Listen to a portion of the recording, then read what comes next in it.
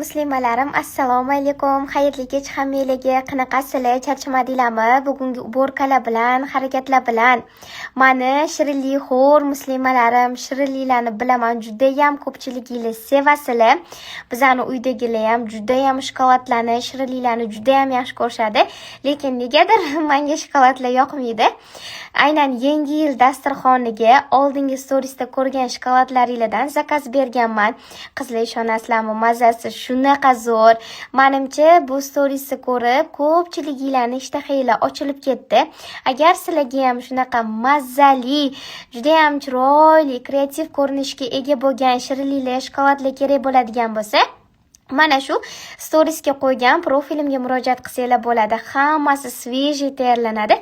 Yangi yil dasturxoninglarni yanada ochadi.